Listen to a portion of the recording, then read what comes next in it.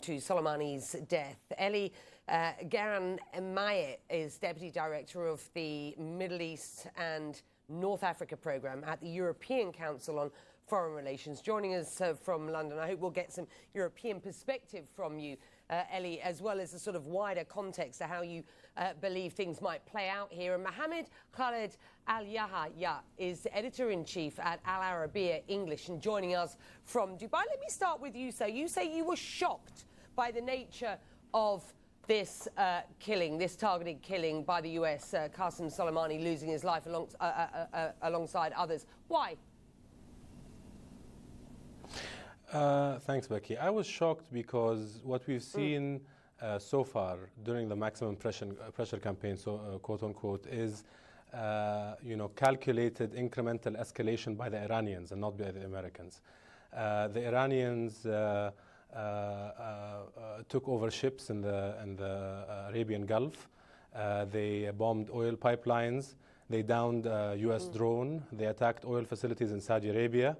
And they several times attacked U.S. targets in Iraq, in the U.S. Embassy compound in the Green Zone, U.S. targets and U.S. bases in Iraq with mortars and with missiles. They just happened not to kill anybody yet.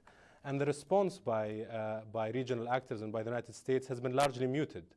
After the attack on Aramco, there were sanctions placed on Iran's central bank, but there was no real kinetic response. And I think that was understood by the Iranians as a policy of not responding by the Trump administration. He was viewed probably as a Twitter tiger, and it was a huge shock to see that not only did he respond, it was not a tit-for-tat response. He took out the engine of Iran's command and control structure in its regional expansion network. Okay, Mohammed, let me stop you there because I want to bring in Eli at this point. Eli, so we're suggesting here that this was a shock, perhaps because the Iranians didn't expect it. Was it the right move by the Americans? It's clearly a monumental gamble. What's your perspective? Well, if you're sitting in Tehran, Becky, right now, you've gone from enduring almost a year of crippling sanctions, which the Iranians labeled as economic warfare, to now being in a scenario where the US has, in your view, declared war. And so the paradigms and the goalposts of the rules of engagement between the United States and Iran, I think, will dramatically shift after this US decision. The United States has repeatedly claimed that they are after de-escalation or a negotiation pathway, but this has really left folks in the region and in Europe and in Tehran really stunned as to exactly how President Trump aims to get to that negotiated path by taking such a drastic move. So what do you make then, Eli, of the words of former CIA Director General David Petraeus, who has said in a foreign policy article in the past 24 hours or so, and I quote, "This is a very significant effort to re-establish deterrence, which obviously had not been shored up by the relatively insignificant responses up until now." Well, I think if you're trying to get at deterrence, what you've actually done is to create a lot of popular support inside Iran and across the political establishment for a revenge act now, which is undoubtedly going to escalate the situation for a potential tit for tat that could actually create a more heated conflict, perhaps not a conventional conflict, but a more asymmetric conflict that Iran is much more comfortable at. And so I don't see this as creating the deterrence that the US administration is claiming to create when Iran, in an interview that CNN has clearly said that there will be a military response to this action. Let's be very clear, Mohammed. I want to get a sort of sense as to what is going on and what the thinking is in this part of the world. It has been quite clear for months now that the term de-escalation has been the word of the hour, as it were, from the UAE, from Saudi and from others, which is difficult, has to be said, I think, for many to stomach when we had for years heard nothing but sort of narratives of escalation and outright war at times from, for example, Riyadh when it comes to Iran. What is the position now? How do you read the Saudi position here? We have the Deputy Defense Minister in Washington today to talk to Pompeo to try and tamp down what is going on. It's very simple, I think. These are very risky times. Maximum pressure comes with its own set of risks. And conventional war is something that the United States, that Saudi Arabia, that the United Arab Emirates, that other countries in the region, hopefully Iran, want to avoid at all costs. You know, nobody wins in a war. You have a set of losers. Some people lose more than others. But that also, you know, distracts us from another point here, which is that, you know, Iran has been escalating for the past 40 years. It's been escalating after the maximum pressure campaign. Iran is largely in control of Iraq, which is by all measures a failed state. Syria is a failed state. Iran is behind the genocide of almost 500,000 people there. Lebanon is a failed state with impending economic collapse in that country right now. And it's Iran's proxy, Hezbollah, that exercises the monopoly on the use of force in that country and control over that country's borders. So wherever we see Iran expanded outside of its borders, in Arab countries, those countries have become failed states, have become incubators for terrorism, have become incubators for instability in the region.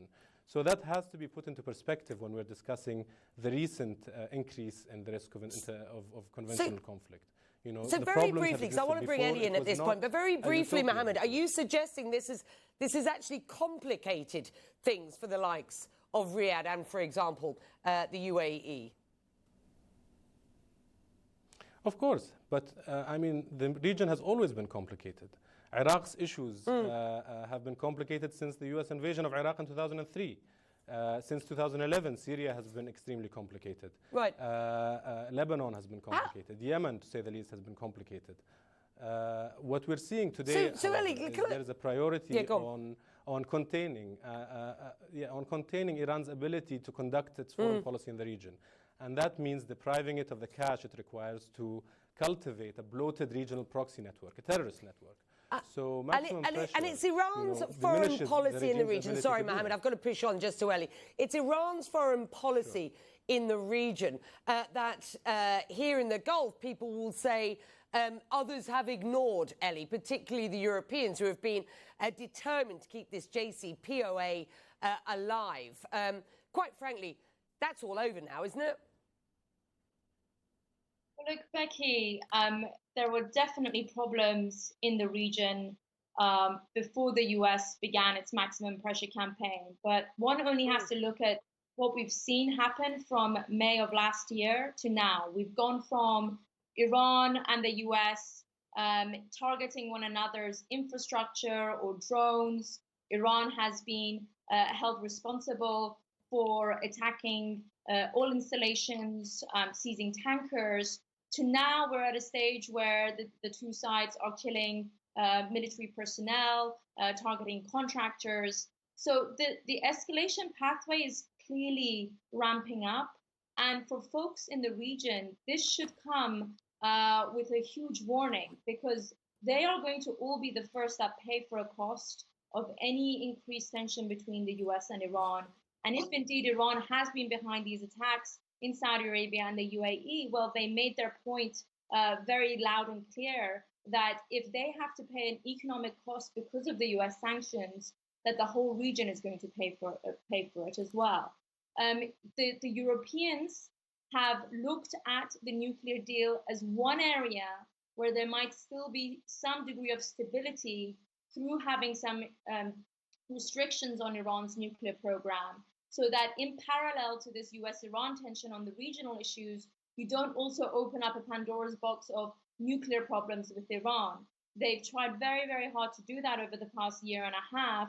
And of course, the US administration has done everything to try and block their efforts. And we're now at a stage where we are looking at restrictions on Iran that are much less stringent than what we had under the nuclear deal. But still, I think Europe is going to look at ways where they can at least create a compromise with Iran, not to expand its nuclear program, to a full-fledged level that it was before 2015.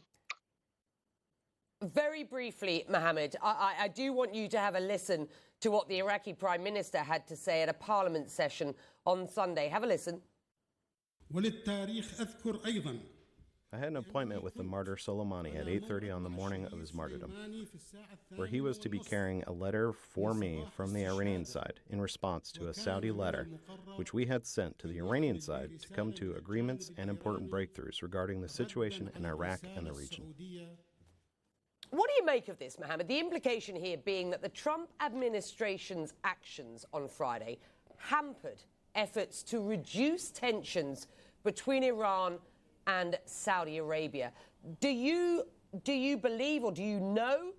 Certainly, any sort of back channels have been denied by Riyadh to by sources, Saudi sources, to us here at CNN. Are there back channels at this point? I mean, frankly, I think that's ridiculous. The idea that Qassem Soleimani suddenly became a dove after slaughtering hundreds of thousands of Arabs one day before he was killed by the Trump administration. That just doesn't make any sense. So also, why would Qassem the Iraqi Soleimani was coming Prime from Minister Beirut. say that then? Why would he have a letter from Iran if he's coming from Beirut? Because, if I were to speculate, I would say the Iranians pushed for that narrative to come out. It's a perfect narrative that implicates the Trump administration, paints it as an administration that acted as a hindrance towards peace. And if they want to implicate the Saudis one way or another, they can make the Saudis look like the agents of the United States in the region and not to be trusted. It's I think, a very laughable scenario that makes very little sense.